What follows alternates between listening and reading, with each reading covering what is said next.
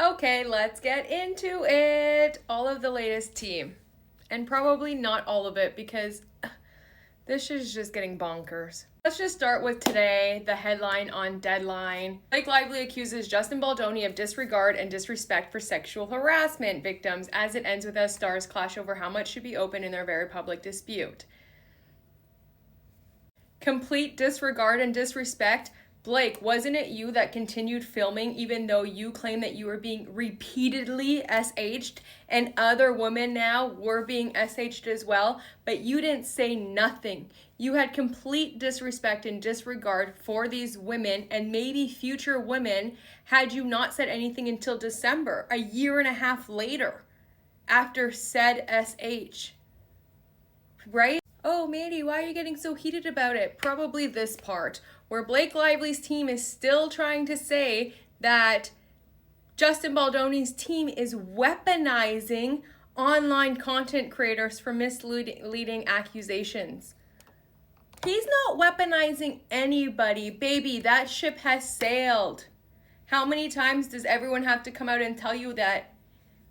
We ain't getting paid by Justin Baldoni. It's you, girl. Everything that's being pulled up is from your own mouth. No lies have been told.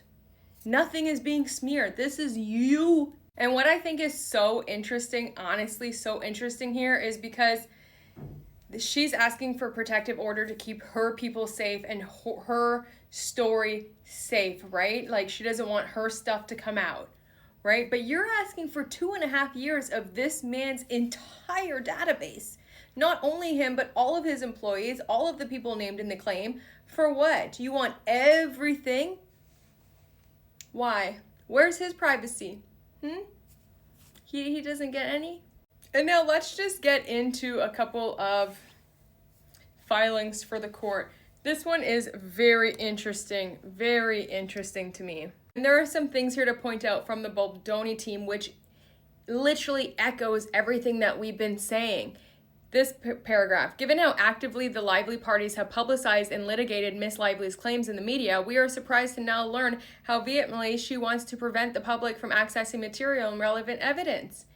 Yeah, did you go to the New York Times? Haven't you been dropping stuff? What? And then I said it, y'all. Ryan shot himself in the foot with that SNL skit, bruh, because now they used it just here. Worst of all, in a planned skit on NBC's Saturday Night Live 50th anniversary special, which attracted almost 15 million viewers, Miss Lively's husband, Ryan Reynolds, stood up and made a joke about her claim for SH and emotional distress. Like, girl, let's be for real. Your own husband is making jokes about it.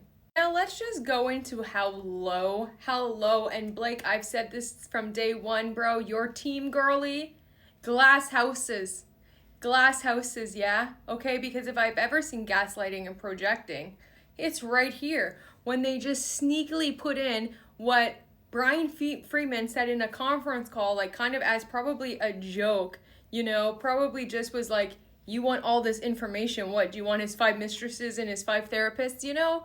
And then they put it in a little footnote about his 5 mistresses. And I know why they did that, because they wanted us all talking. They're trying to change the public narrative.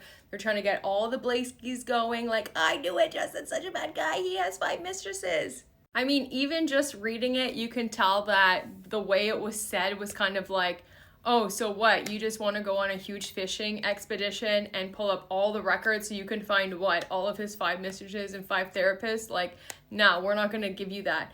And then they just used it and they put it in there for the exact reason like this, with articles like this.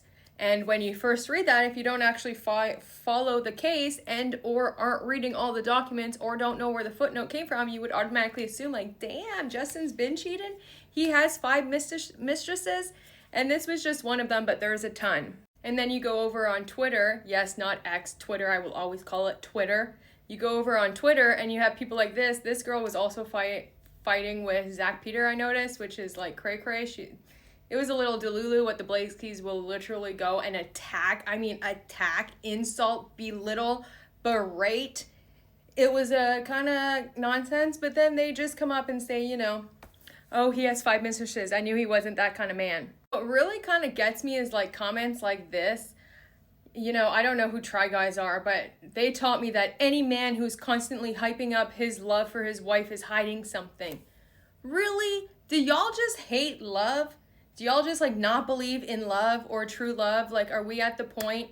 Like, and I'm not over here trying to defend no man and all men. I'll tell you that. I'm not defending all men. But like, there are men who just love their wives. There are just like so many comments like that. I knew he was a bad guy. You can't really love your wife. No one hypes their wife up like that. No one. What? Why? Are we being fucking for real? For real? Okay? A blanket statement like that is like unhinged. Like, yes. Do I have my issues when it comes to men? Mm-hmm. Do I have my issues when it comes to bad men?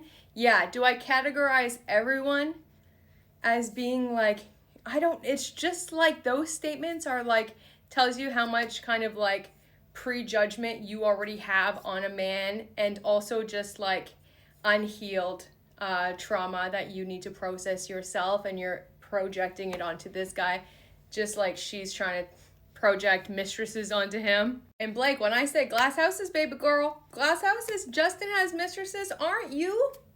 Mistress number one? Hasn't that been your role? Should we go through the roll call?